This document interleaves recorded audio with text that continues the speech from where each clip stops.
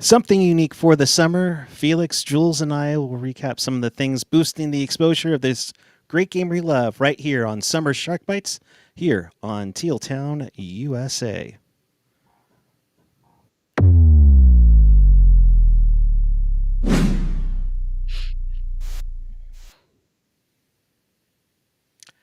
Good evening, everyone. I hope you're enjoying your summer. It's been a bit. We thought we'd jump on and talk a little hockey of some sort. So, welcome to Summer Shark Bites here on Teal Town, USA. We're live interactive. So, if you want to leave some comments in the chat, please do so on the YouTube page or the app. You can always follow us on the socials. You know where to find them: Twitter, Threads, Blue Sky, you name it, you love it. Find everything at tealtownusa.com. And of course, if you want to support the pod, by all means, hit us up on Venmo at tealtownusa. So, yes, while we are sweating in our hockey, you guys aren't in hockey jerseys. This is unbelievable. What on? I'm in a Sharks hat, to be fair, and Felix I'm is in teal, kind yes, of. and I don't know if this is all, but I am wearing a Teal City Crew shirt because I didn't have anything else. So everything else is repetitive. So Also, my jerseys are I there, need more jerseys. We'll just and put my it that sticks way. are there. So yeah, We'll discuss equipment in just a jiffy, but first off, how are you two doing?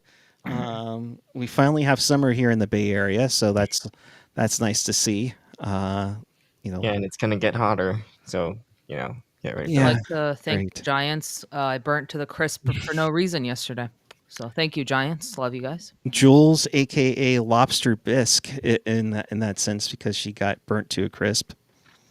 You know, I don't know, Yeah.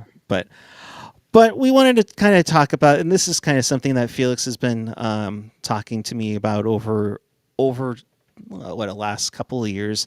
If you've seen his pieces on tealtownusa.com, he's always looked at how things have been growing in the game that we love. So, kind of want to just throw it on here. We're going to talk about a few things about things globally and locally about the game that we love and how it will grow. But before we begin, it would be remiss to look at this time as we approach the 35th season of Sharks hockey and vision way back when I saw a hat of this chomp font. This was the one I saw on a classmate was in Teal. And I went to the not yet christened Puck Mom and go, ooh, can I have that with my allowance? Couldn't find it because it was sold out. Saw the ad in the 49ers magazine, getting the pocket schedule, then listening to Dan Ruzanowski and Dennis Hull on KNEW 910 AM with the red My First Sony Walkman for that first game between the Sharks and Vancouver. By Christmas time, I had my Sharks jersey, and I don't think I took it off for 2 weeks. But what got you interested in the game first? I'll go to you, Felix. What got you all excited about with hockey, and I would assume with the Sharks since you're Right. out here. Right, of course. So interestingly enough, I didn't grow up a sports fan. Like I literally, my family was really never into sports until like recently. My mom hopped on the Golden State Warriors bandwagon because Curry and all the attractive stars that they got. But as for me, I basically the story goes that. My high school history teacher was a Sharks fan, like a diehard Sharks fan, and one of his students was a Vancouver Canucks fan. And back then they kind of had something, and couldn't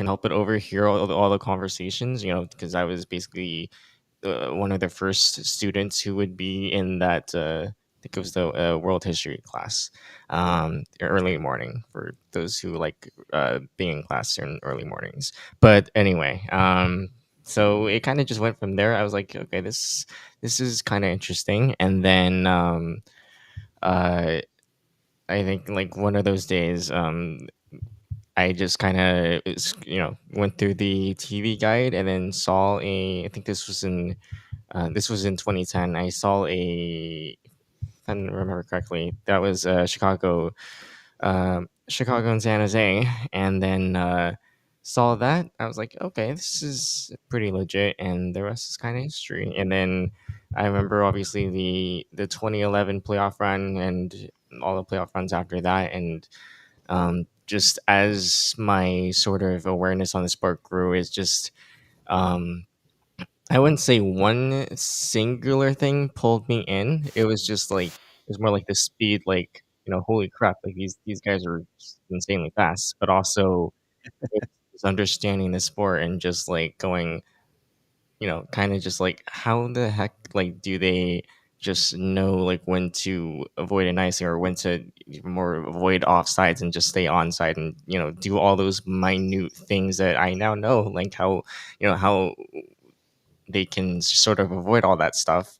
And but it's just like, from coming from someone who's been there, who's just been like a deer in the headlights. It's like, you know, all the newer casual fans, and I'll get to that later. They're just like, they're essentially reacting the same way. It's just like, how in the world do these players just know like what's coming, basically, right? So, but that's kind of my story. Yeah, Jules. I mean, I think you two are not too far off in age per se, but I mean, well, I remember we showed pictures. I think during an after dark of you at the game with your Tomas Hurdle jersey, and I think if I'm not mistaken, you were getting a signed by Pavs. Was it? It was like my 10th birthday, and I like made the sign saying it's my birthday, and like most of the players signed it, but like Antti Niemi, I think, or something like that, if I recall correctly. Like Oh I boy. got Jumbo's signature, and I think I told Pavs in the exact words. They were playing like the Avs that game, and I think I told Pavs like go kick their asses, and I think Pavs was like laughing his ass off at that. My dad was like, "You don't say that thing," and I was like, You're in fourth grade. You're saying kick some ass to Joe Pavelski. "Yeah." I don't know if Pavs remembers that. Probably not, but no, I mean my cousins were into hockey, so they got me into hockey pretty early on. Like I played goalie in their backyard. Um, like they'd always have like street hockey games or Mhm. whatever. And they were Sharks fans, so I just latched on to the Sharks. I mean, if you listen to my SDPN interview, I thought they were robots. So I should add, by the way, that I went to Mission San Jose High School, like which basically is just down the street from where I am, and it's like, I remember literally at the time, like I felt like I was like one of the 1% at that school that actually followed the Sharks or watched hockey. It was like I had like one or two friends that even were Sharks fans, so that's kind of how things are. Yeah, no, I mean, you're closer to San Jose than either one of us, so I can sense that the excitement, the hype for the Sharks down there was a little bit more significant in that sense. Jules, you started what last year playing the ball hockey? yeah, I mean, I played for fun, like I never really played organized hockey, so like that a year, not even a year ago, maybe like 11 months or 10 months ago was when I started playing organized like street hockey. But yeah. Yeah, and Felix, I know you've skated a couple of times, but you haven't played Yeah, yet. no, I'd love to. It's still a goal of mine to at least play some form of like organized hockey, even if it's not like remotely competitive. It's just like, I mean, hell, today I literally laced up the skates for the first time in months, and while I did finally get my stride going, it didn't take nearly as long as I thought it would. And to be fair, usually even when I'm off, like take a couple weeks off, I'm just literally right at it. It just takes me some time to get those first strides going. But no, I'd love to just like play with people. And I mean, and I know you and Jules are gonna link up, I believe, for a ball hockey tomorrow, of course, depending on Um, circumstances, maybe. She might be I might be out. We'll see. We'll see. Maybe if helping Okay. scratch. Puckguy's So coming down, I'll absolutely go. But Okay, well, but anyway, like no pressure on me, thanks. but I'd love to do like something like that, or just like where get to, obviously you've seen how the pros do it. They rip it, top corner. They weave in and out, just something that has been on my mind recently. So Yeah. So it's one of those things where you watch it, and then you experience it in person.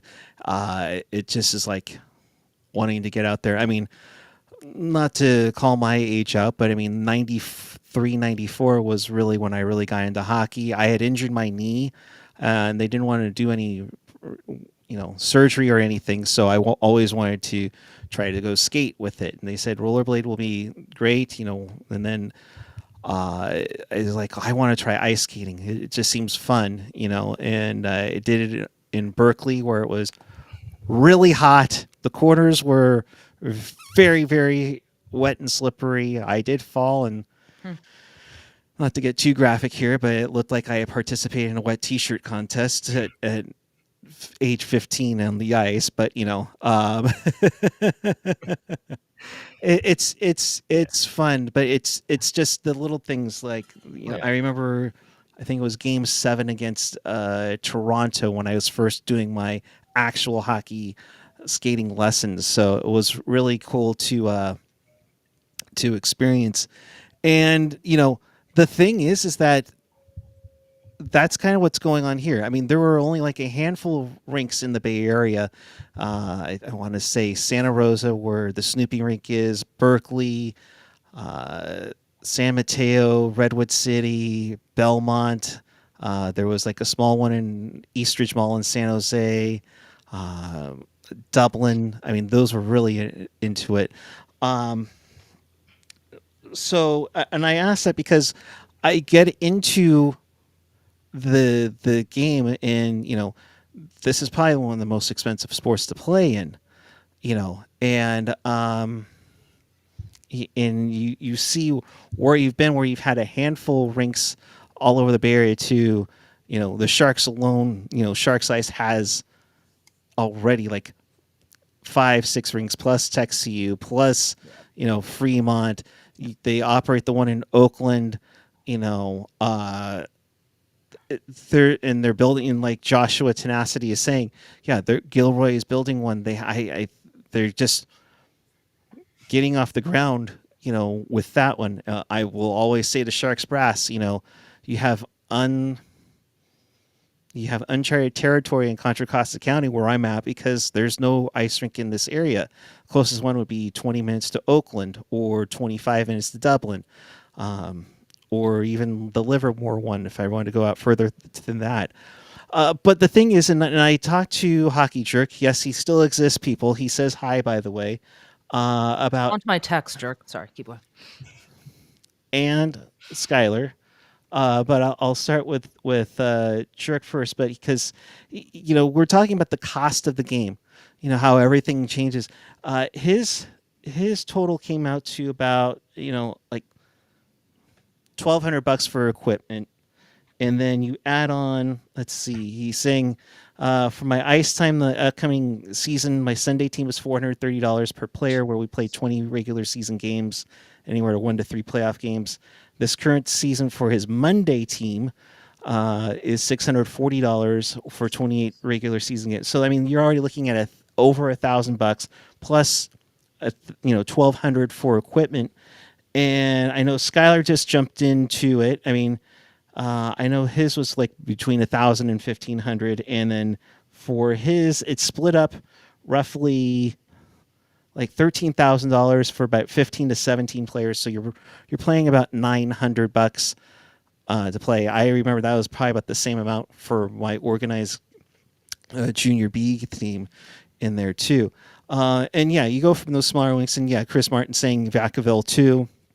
They eventually built the Fremont rink, and all that. And it's frustrating to see. And there's been a lot of people calling out about it, and I think former Sharks player Tyler Kenny had a rant and was trying to work on something on getting the sticks being cheaper.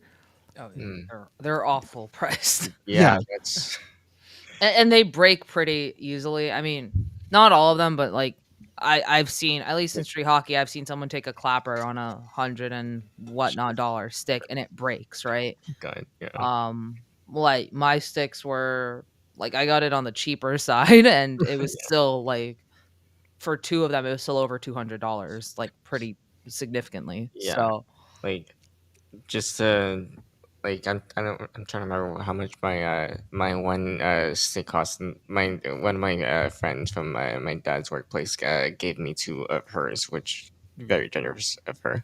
Very nice. But my skates were like $99 off online, basically Dick's Sporting Goods. So Yeah. like that kind of gives you an idea of just like just like you said, like this sport is expensive. Like I mean, Yeah. the and that's part of the issue. Is like if you want if you want more exposure, and obviously you have ball hockey, you have street hockey, you have roller, and those are great, but at some point you need ice time, especially if you want to be more serious about the sport, right? So like, and to your point also, like that's part of where the problem lies, like um so like I feel like once if you have more exposure, then you can probably there's it's not a guarantee, but you can probably figure out the ice time somehow, some way. But I'll let you go get into that. Yeah, it's just tough. I mean, you see these $300 sticks that, yeah, they break. I'm again don't trying to show my age too much, but I remember the good old aluminum sticks that like the likes of Brett Hull and Wayne Gretzky were using, and that was like $80, and it's still in effect to this day. But it's like that thing's like heavy compared to nowadays, and the equipment's gotten so much more streamlined, so much better, somewhat more protective. But we got to find a way to get around this a little bit more, gang, because I mean, the game is great, but it's going to come at a cost. And let's say like one of my best friends, Russell, his son Cole, originally started as a forward at 8 years old, has a growth spurt 2 years later, then wants to get into goaltending. oh no. Oh yeah, I I mean, mean, goaltending is a whole other beast when it Yeah, comes that's to oh like for sure, equipment and stuff like and that. Like, right. And if Ian were here, which hope he's doing well, he would gladly tell you about the problems with the Canadian goaltending right now with pricing. yeah. yeah, And the other issue is like, right, like helmets, right? for sure, Like helmets are also like pretty pricey. Mind you, it protects the arguably one of the most valuable organs of your brain, right? But then it goes into like, do you want a cage or a visor? That costs extra, right, right? Like the cage costs extra. Then you can have like a bubble in a cage, or you could just do the visor. But then if you get a visor, you might need a mouth guard. And like, you go down this whole other like rabbit hole of just extra and extra charges, and like even gloves, right? Like yeah, gloves, bags, hockey tape, whatever, like yeah, it the adds, charges pile up pretty darn quickly. Exactly. yeah, And like I'm just thinking, I'm sure you had another one of these rants before, but like, you know, we talked about it a lot and we're gonna get to Arizona later, but like the most common we this is why we're talking about this. The most common sport in America is not ice hockey. Like literally, you grow up watching baseball, basketball, soccer. You grow up playing those sports, or football. Like who picks up an ice like even just a hockey stick? But like because of that, like you don't get as many opportunities to even get remotely stimulated into the sport, and so those when that doesn't happen, you don't have those costs covered, and it's a nightmare. yeah, I will say, like, if I'd never played, like, if my cousins were not into hockey the way that they were, like, one of them played ice hockey as a goalie, the other one still plays ice. But like he played goalie, the other guy played I don't remember what position he played, but he wasn't that good. Sorry. I'm joking. Um oh no, wow, no, but like if they were not into hockey, like I would have never signed up. Like I would have There you never go. ever gotten into the sport, right? And like I lived my life in San Francisco. Like San Francisco's known for not so much hockey, lovingly put. Like there is that group of fans here for sure, but like And and go ahead. this being that the San Jose Sharks actually were born not too far from San Francisco. right, in good old Daly City. I mean, That's where they aim to play it there and kind of just develop that whole peninsula, I think, there, and then just grow out a little bit more, for sure. And I know Jules is in ball hockey. You want to shout out the league? Yeah, so it's various street hockey. There's a Facebook page you can just hop on it. There's like pickups at Dolores Park every Tuesday. Like we play on like the worst surface known to man. Not at Dolores, but at the during our fall league at the place we Mhm. play at. There's like a metal grate in the middle of the rink. And there's like these benches on the side, right? Mhm. And Mhm. but the thing with these benches is like they're like middle school benches, like right? It's a middle school we play Mhm. at. Mhm. So Mhm. there's like breaks in between them and gaps. So Oh, like you're trying to do a breakout and like the ball's gonna get stuck in the hole, and so you're you have to like go dig it out for like Jesus. 5 minutes, and it's just like unless you have a perfect pass, it fucks up your breakup. Sorry if I Right. swear, but No, no. um like it's just like but yeah, it's Barrier Street hockey, and it's like I wish there was more focus on that, like getting a not like not everyone plays ice, so I'm a little biased here for street hockey, but getting that rink, and I know that might be happening or whatnot, but you know what I mean, stuff like that. For So sure. And I think it's investment too. Like you yeah, gotta, invest obviously in the sport. And I feel like, you know, again, the reason why we're doing this episode is so like, we can sort of, I don't know if raising awareness is the term here, but like just sort of show that, what's missing out there. Like essentially, like, this is why, hockey isn't as prevalent because, again, you need resources to build rinks and in order to get those resources, you need investment. So, Yeah. which is why, having all these rinks is huge, Right. huge for the sport. Right. I mean, you look at what the Silver Creek Sportsplex was, that opened up thanks to former Shark and former Spider David Maley. Kevin Lacey plays out of there all the time. There, Andrew Managuchi. I want to shout out your comments here. Lots of little pockets of play for fun type of hockey around the bay. A roller hockey group plays every Friday night in front of SF Ferry Building. I is totally down with that. And there's they're also also one saying, that plays at Dolores, I believe, also. Yeah. yeah. So, Andrew, I don't know if you're on Twitter or Instagram. Can you DM me some info on that? Because I have my rollerblades. I enjoy playing ball hockey. Roller hockey is probably a little easier for me, but I'm curious about that, and A hopefully, lot of running in street hockey. yes, Right, when you're not skating, yeah. Yeah, you can't glide. yeah. There's no gliding. I need the glide, guys. All right, please. That's why you just stay on defense. When I get As tired, I did that I one take a time. shift or two on defense. I'm just like, okay, I'm a stay-at-home I, defenseman for I like will two say shifts. this though, I have seen and I've been perusing YouTube for the past few days. Who doesn't? But like, I have seen the hockey guy live playing street hockey. Yeah, So I Yeah, think yeah, he does some like it's meetups. really cool. which is so cool. I think he does it in Port Coquitlam, BC, and another reason why I want to go to Vancouver. But I digress. All right. To go play at one of his meetups. Wanted to play Canada, Yeah. already. I mean, but yeah, to play it, meet the hockey guy. That And that join would be cool. Adam and Steve in their beer league for a game. Oh, don't get me started. Yes, while Steve's not bird watching, of course. Oh yeah, keep We bird watching, Steve. We yes, love you. yes, we love you, Steve. Don't listen to what Adam's clowning you on. But Did you beat him in the playoffs? That's the most important question. Because aren't they? Because didn't they say that they were on separate teams for the playoffs or something like that? I did not hear anything, and of course they're on summer hiatus right now because they Okay, I can might have afford to be. misheard the Instagram story. Anyways, keep going. I derailed already. No, what else is new? Jeez, please. The phone call Puckguy got before the show is Oh on. my god. Yeah, this is tame Jules. So Yeah, this was tame Jules. Okay. so So Tom C, real quick. I don't know if you can highlight his message real quick. Ice all the way for me, but I pay a effing premium for beer league. Yeah. yeah, and it's so tough. I mean, granted, ice rinks are expensive Sure. to but Maintain. yeah, to maintain first Right. and foremost. But yeah, I mean, like we recapped before, that's a ton of money to put in for hockey equipment, let alone paying a season per se. of for ice.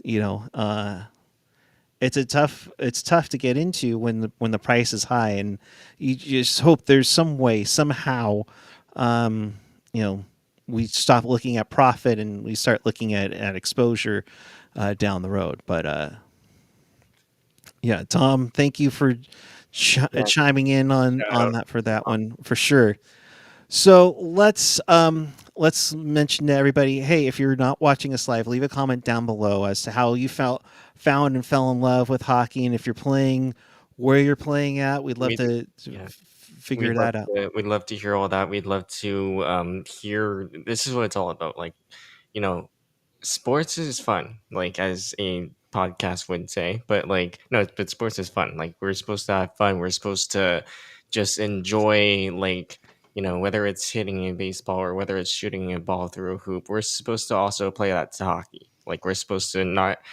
We shouldn't have to worry about spending an arm and a leg, just to join a beer league or like, or uh, you know, hopefully shoot one top corner, like Yeah, one of the pros, or even glide, just learning how to skate like that.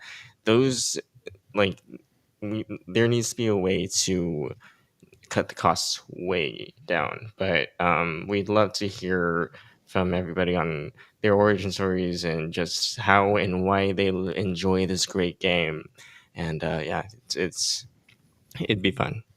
yeah, absolutely. All right, so let's move onward.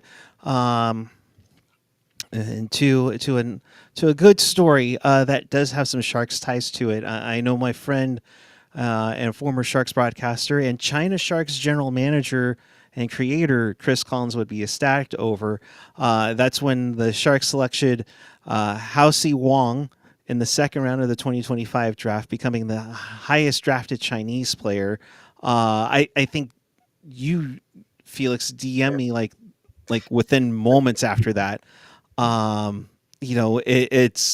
It was quite quite a scene. Yes, he's going to go back to Oshawa. Yes, he has some time to develop into something special. But I mean, still something special about the pick in the second round. As an ABC, I cannot express it. Like, even though I'm way too westernized to be truly Chinese, but like authentically Chinese, but like, still, I feel like, given where my family's from, where my parents are from, full disclosure, they are not from the United States. They actually are immigrants from Beijing, China. So they would know all about like how little opportunities there are there. That's at least from when they grew up, but this is why this stuff is huge. Like, um, let's see, I thought it was wrong, I guess. So, okay, so I'm gonna do a little bit of a pronunciation 101 here, being an ABC. I thought I Um, got it right though. no, no, I know you did get it right. I'm just addressing the comments. Gotcha. Chris saying I thought it was Wang, or I'm assuming he's saying I thought it was Wang, but guess I was wrong. I'm assuming, correct me if I'm wrong. If that's not what you meant, Chris. But basically, for those who aren't aware, like in English, yes, we'll say for Wang it's Wang technically, but in Chinese it's Wang. Like essentially, I don't know if you can tell like over the mic, but it's like it would be how and Eric did get the first name pronounced correctly. Good job.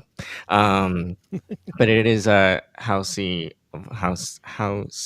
Wang. Even my this is how Americanized I am, guys. But also fun fact: if this were in Chinese, the last name would be first, so technically it would be Wang Haoxi. But um, but that's how his name is pronounced. But do continue on. Yeah, no, I mean it's a really nice the story. Like we said, we wish him all the best in developing to becoming a mainstay on the blue line. They take time to marinate Jules, but I mean, Wong definitely is on the way, and of course his height definitely will help a lot of things down the road as one of the big picks in the 2025 draft, which should be somewhat of a turn up Yeah. into the build for the Sharks. Mm-hmm. Yeah, I mean, like Go. Ian said it best. Like if you want to know why they drafted this kid, watch him skate. You really rarely see a kid. Also, he started playing hockey so late. Like that doesn't get talked about enough. Yeah. Like Mhm. he was like 13 or 14 when I think he started playing hockey. And like this kid, yes, he's not like he's not gonna show up next year and be ready to go. He's probably gonna go to Oshawa and then he's committed to Boston University, and Boston's a good program. Like let's not sugarcoat that, right? So I think like the sun and the moon is the limit here for this kid, right? Like the sky's the limit, and yeah, hopefully he's a top 4 for us or a top 2 even. And I'd be remiss if I'm recalling correctly, if we didn't mention that his mother is a skating instructor, if I'm not mistaken. Really? I think if I'm because there was an athletic article out about him, and it was like talking about like his background, like why, like because obviously the kid's from China, right? Like Right. and so like I was like people would naturally be like, okay, so how did this kid end up getting into hockey when like there's barely any resources and I should actually note that there are certain places in China that are cold enough for this sport, obviously, but like um there's still a lot of work to do. We'll say that, but I believe his mother is a skating instructor, so I think that might you know Yeah, that definitely helps. yeah. Yeah. No, and like I think we've said this before, but he started in the OJHL, which is like just not one of the better leagues, and he transferred it to the OHL midway through the season once the NCAA transfer agreement went through, and that's a hard jump to make. Like the OJ is very different than the O, Yeah. right? So, um, yeah, I mean, look, like I've said this before, the sky's the limit for this kid. It's a pick that can have huge payoff for the San Jose Sharks in the future. So I Yeah. just want to know. Sorry, I just want to know that I'm sort of real quickly fact checking myself, but so it says here on an NHL.com article that his mother Willa wanted to support him. She said the problem for Simon and for hundreds of other kids in their area interested in hockey, which speaks to my point about hockey in China, was that it was half an hour's or an hour and a half, excuse me, hours to the closest rink. It was 3 hours round trip every day. So she and a couple of her friends wanted to invest their own money to build a rink closer to home. So basically, his mother is very, very invested in bringing the sport to China. Yeah. To kind of go full circle on there, as was Chris Collins. He had talked about it with us a few years ago about how the Chinese government was interested in growing the game out there and everything, and just to have those seeds develop. And yeah, the China Sharks didn't last long. They turned into another team in Shanghai, and then they went away. And then, of course, Kunlun Red Star came in. They're playing out of St. Petersburg this year, but they're going to come back as the Shanghai Dragons. It just goes to show that, yeah, there are progress to be made, but it's always nice to see that there are certain elements trying to get the roots of the game going in there. But looking in the comments in the chat, Marty T saying yes, she was doing ski stuff for the China Olympics. Dan Moore's mentioning that yes, she was a skating instructor right around the time Beijing Winter Olympics were announced, so it was a pretty big deal when he was young. And Chris, I know I've seen the Jung-Hoo Lee jerseys in Korean at the Giants dugout store. Chris is saying I would love to see him make the team in the future, and I would love to get that Yeah, that'd be jersey in Mandarin 100%. And that speaks volumes as to how big it would be if he were to make the squad. Yep, 100%. yeah. So with that, we shall move onward to speaking of stars. Or future stars. This time we'll talk about the Dallas Stars. Definitely got some interest from a USA Today report talking about the monopolization of rinks in Texas for the Stars. The good part, the building rinks, getting more kids into the rink. However, it's coming at a really big cost, gang. Felix, I'll start with you on this one. This one's an interesting article that you had sent to me, and I know Jules, you touched on it too as well. Jules, you wanna go ahead first before I get I, in? I when I called Puckguy before the show after kind of like when I was like doing all the research for the show, and I was like, it's great they're building rinks, like that's awesome, but it really sucks that they keep elevating the prices. Like, yes, I know you need money to build the rinks, but you basically make it so that less people can play hockey when you have to charge them more. Like, hockey equipment itself is already overpriced. We've said that multiple times, but like, yes, it's great we're building rinks, but like we're just charging more at this point, and that I feel like that just defeats the purpose. Yeah, Um yeah. I just feel like, and again, Puck, as you said, it's great that they've done all this exposure to Texas hockey. They've built rinks. They've promoted youth hockey and all these programs. But to Jules' point, like monopolization of anything is not cool. Like especially of ice time. Like these kids rely on ice time to get better. They rely on you know sorry, I'm gonna get emotional for some reason. Um, but these kids rely on ice time to get better. They rely on this to improve their skating, their puck handling. You know, how whether if it's maybe even some hockey IQ stuff. Um, the ice time is the way to get better. Like as we all know, it's doing stuff, you know, with repetition builds muscle memory, and when you make that more expensive, when you do that, you're quite frankly you're not really helping your own cause. Like I mean, you're monopolizing for greed, and you're monopolizing to while building your own brand is good. Um, you gotta know like when to, or I guess what I'm trying to say is like um building your brand is good, but you have to do it properly. But so like seeing this news coming out was one really surprising for me, because I mean, and this might be super naive of me, but I honestly thought hockey, teams were better than this, with their hockey programs, especially the Dallas Stars. So yeah, it was disappointing to read. So let's just hope that other teams can set better examples and not monopolize something that's really really important for the future generation. Yeah, I mean, you're raising prices while at the same time diminishing the quality, diminishing the ice time. Um, and speaking that don't forget where your ice comes from is one of the quotes that you get in here. But I mean, it's like, okay, if they're not working out, they're not working out. But at the same time, if they're on the good side with the Stars,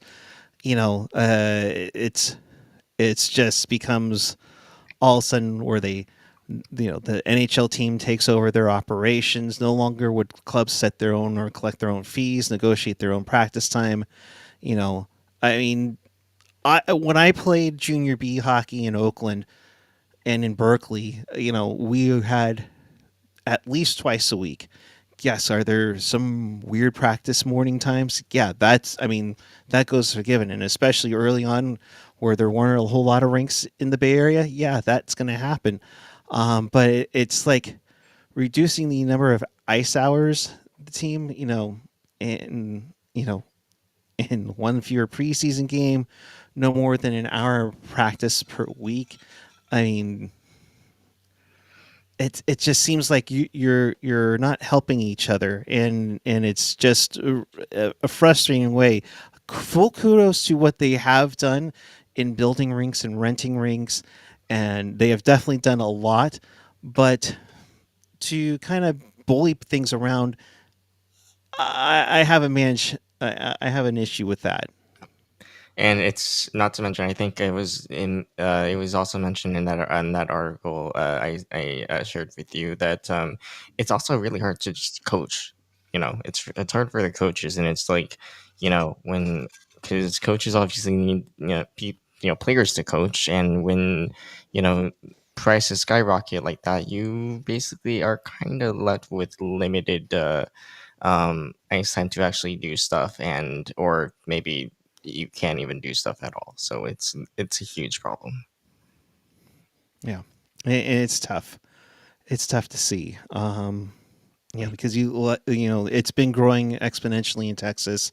It's been doing pretty good out in California. I would say the same thing in Arizona, where you had San Ramon native Austin Matthews, flourish for watching. Excuse me, desert dogs. Okay, that was a little too much. Certain owner is up. Sorry, keep going. Yeah. Former owner. my bad. Former owner, or I should say, owner of the Tucson Roadrunners, of that ill. It's been a year since, well, a year plus since the Coyotes have left, and you forwarded me to an article from PHNX and Leah Merrill, in the regards to how they're feeling about it. Definitely mixed reviews, you know, and for a team that basically, for fans who basically lost their team, Jules, in a matter of 2 weeks. Like, there's It's tough. no real excuse for Morello. Like, let's just be real here. Like, he had so much time to figure out the arena situation and all that. There's no excuse, and I just genuinely feel bad for the fans of Arizona. Like, I will never forget that last game in Arizona. Oh yeah, Yeah. Like, you had to watch that last game in Arizona. yeah. Like, those final moments were something else. God, and Like, honestly, I almost never tear up, and that almost made me tear up. Like it was like when you talk about states that for all the critics out there who said desert hockey will never work, just like look at Vegas, look at Florida and all the Sun Belt states, and get back to us. Like, Yeah. but like just everything, the whole drama that surrounded Arizona just sucked. Like it was, and obviously thank God Morello doesn't own that team anymore. But it's like it sucks to see what that had come to. And obviously, while we are glad that Utah has a team and Yep. they're fun to watch, and it's great to see again hockey growing in Utah and them having a presence there. But you obviously would have liked Utah to get a team under not so pardon my language, but not so shitty circumstances. Right. I think more than anything, Utah and their ownership were hoping for an expansion squad. They had plans and everything ready to go. That everything just got moved up essentially a year or two more. Yeah. I don't want this to come across as wrong or anything, but I also feel for Yotes fan because, like, Oh you yeah. see how exciting Utah is right yeah. now, and Yeah. like how exciting Dylan Gunther is, and Logan Cooley, and they just bumped up to fourth and got Caleb Desnoyers, right? Like, you see how exciting that is, and you kind of like. I'm really happy for Utah fans. I'm glad they got a team For and sure. all, but you kind of there's a part of me that's like, oh, I kind of Yeah. wish it was the Yotes fans No, that I totally. that get to experience that, because like they have Yeah. it doesn't get Utah doesn't get talked about enough. Like, they didn't go out and maybe do everything you thought they would in free agency, right? But like, they apparently were in trade discussions to trade up with the Sharks and get Michael Misa. Like, they're just an exciting young crew there that like And Clayton Keller's like the most underrated player. Sorry, Barkov, but like, you know what I mean? Like, no, yeah.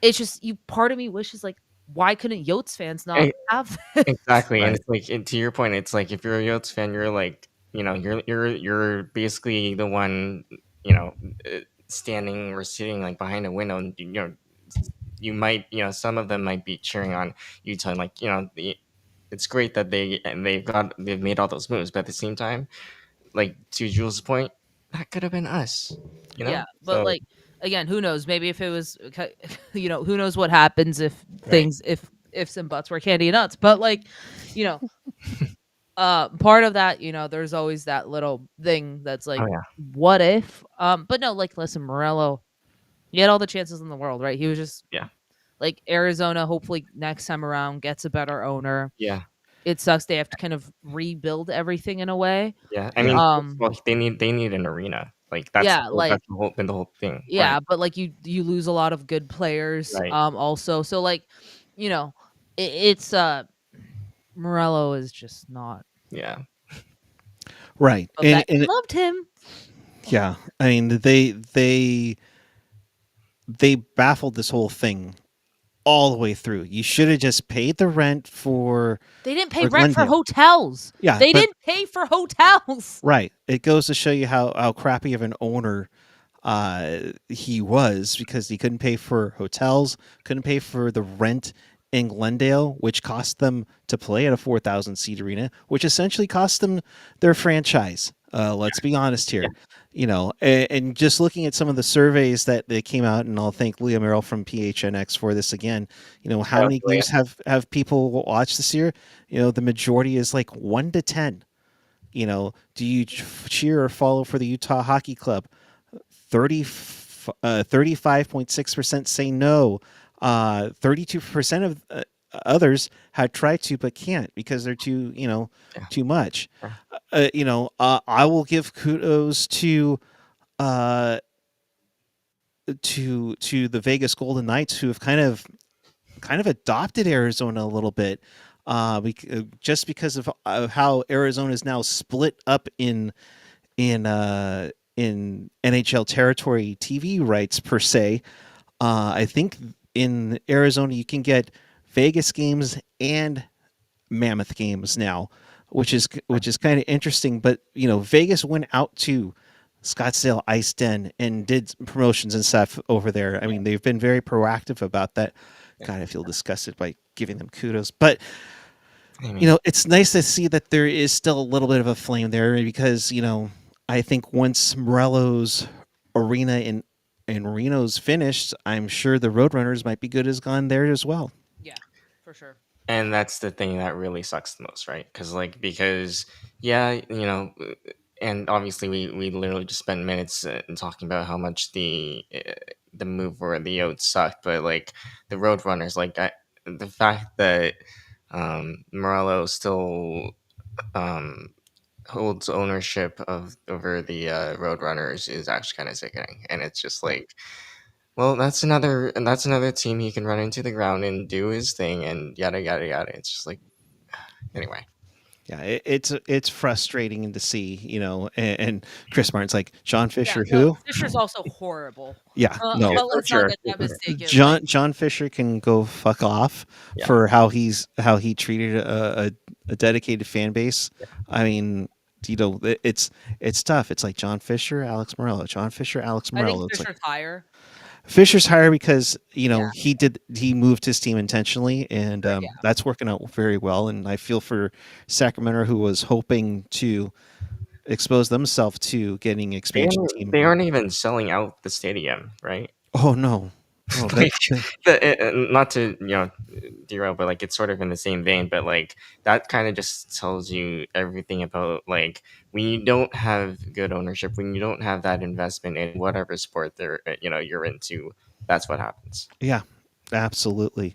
On the bright side, we'll talk about this. Tiger, Ottawa's new arena took a step forward today. Yep, they Good for got Ottawa. Yeah. Yeah, good yeah. for Ottawa. I Yeah. mean, still some time before that gets shovels in the ground, but Mhm. that's a good step in the right Right. direction for him. Absolutely. Hopefully, Yeah. it's constructed when they're in their heyday with their Right. core.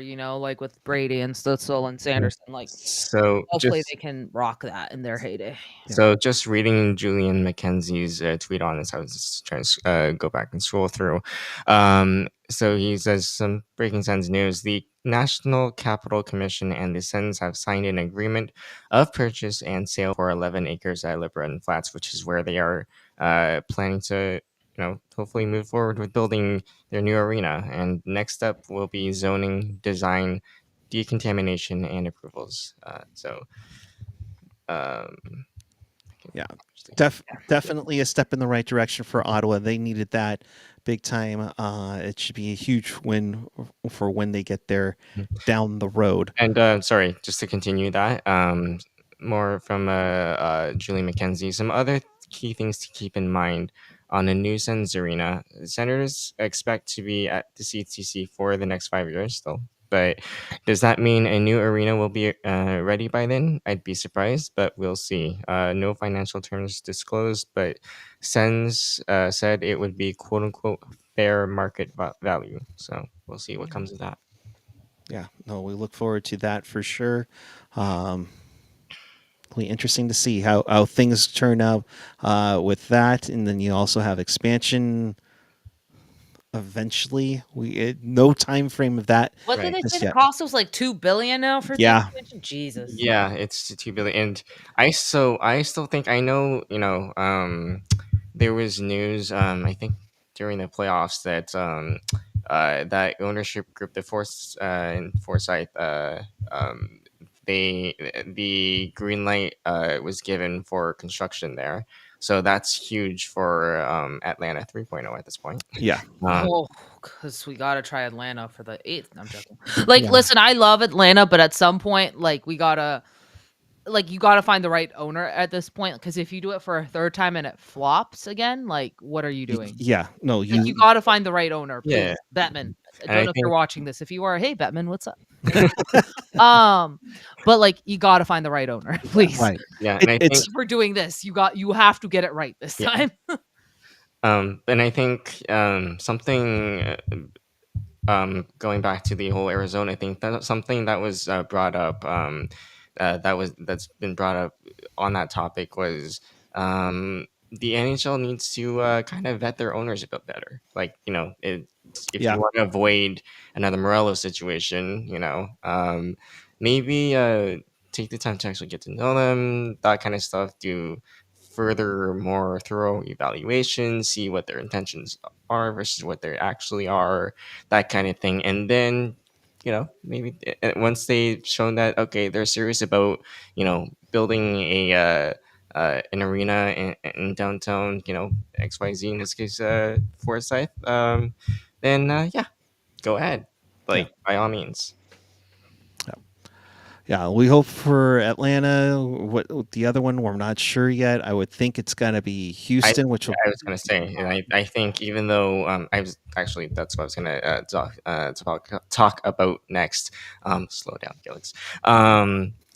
So obviously, construction in Atlanta has been given the green light, but also Houston. I still think, even though the NHL will not say it outright, I still think Houston comes first because they seem to have all the makings of supporting an NHL team. They obviously Dallas already has a team in Texas, so you know maybe a little bit of a regional rivalry there. So to me, I don't see why not.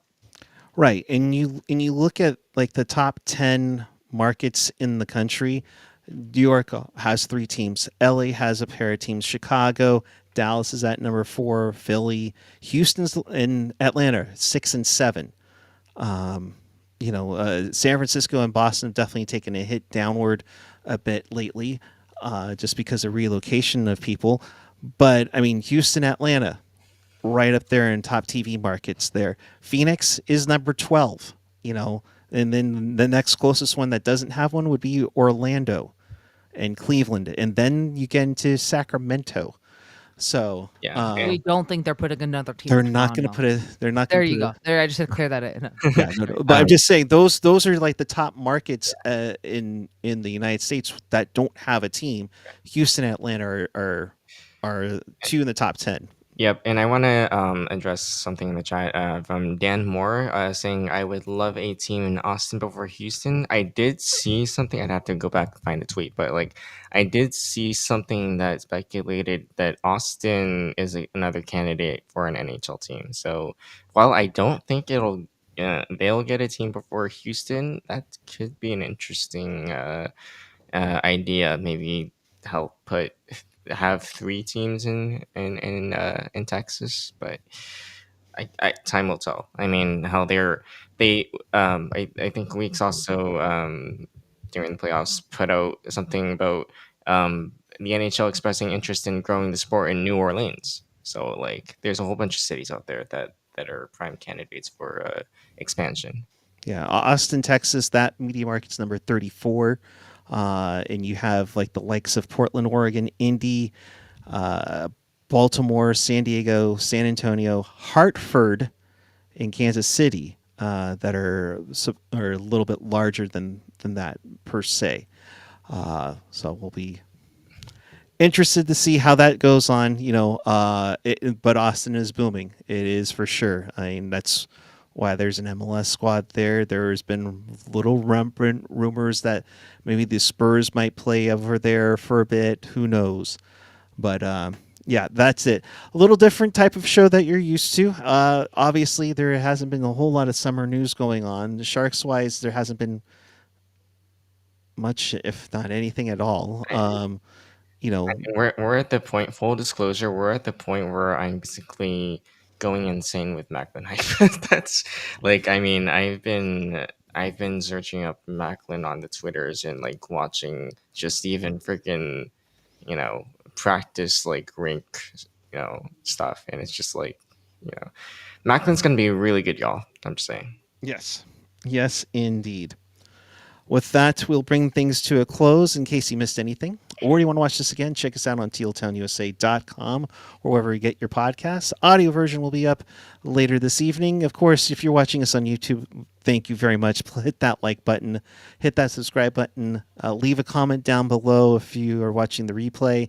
Tell us what you think of this series. I think we're going to do a little bit more before we hit into training camp and we finally get the answer to the question, is Michael Misa the second line center on the Sharks come opening night? He has to sign his ELC. Yeah. Exactly. Yep. And of course, after that, the other question will be, who the hell's getting the C? So, stay tuned. That's what. Naturally, Sharks will announce the captain tomorrow. So. Right. Right. See, what this is really, though, gang, is we're just trying to jinx them into Oh yeah. making news. Yeah. So that way they go, Ian will crap. join us from like the beach or something like that. Captain tomorrow. Well, So, I mean, he's probably gonna. Yeah, well, he might actually. Join or us. the middle of the woods being chased by a bear. I don't know. We'll find out next on Teal Town USA. Or whatever the hell's like popular in Sault Ste. Marie. But yeah. I don't know if they have bears there. I don't know, but like something will be chasing Ian. Oh my God. Hopefully not snakes. All right. Gosh. Oh yeah, snakes and earthquakes. Yes. There you go. Jules, last word before we get out of here. Hockey is overpriced. Thank you. Felix? So my last words are building on what Jules has said, which I very much agree with. Hockey is overpriced. Ice time needs to be not overpriced. Equipment needs to be not overpriced. Just about everything in hockey needs to be not overpriced. But also, no, I really hope y'all enjoyed this series and what little there is to come next, because this is, again, sports are fun. Like, and as I've come to watch hockey over the years, and on and on, I've really come to have more and more of an appreciation for the sport, not just like for like the what it is on the surface, like literally a bunch of kids and dudes just flying up and down the ice and scoring goals and making passes, but also just the nuances, just like the tactics, the breakouts, the sauces, the how the hell did he make those back pass type stuff, the goals, they're just everything. And also, full disclosure, just watching Macklin Celebrini skate like this past year has really deepened my appreciation for the sport, just because of how well he thinks the game, and I don't think that's emphasized nearly enough. And hockey, when it's not doing dumb stuff, is really a beautiful sport. So Absolutely. I will leave with, on this date 5 years ago, I did a Stanley Cup After Dark with a 5 overtime thriller in the I think it was like the Tampa, Columbus. Yeah, Tampa Columbus. I remember that. Fourth longest game in NHL history. We got the proverbial time for the 7th period stretch, and we apologize for if you had other plans tonight. So the jumbotron during the COVID bubble was fucking just gold. right. So we'll be back with you in the near future. Keep your notifications on and make sure you hit that subscribe button. And until then, keep it real, keep it teal, keep it real teal. Have a great night, everyone.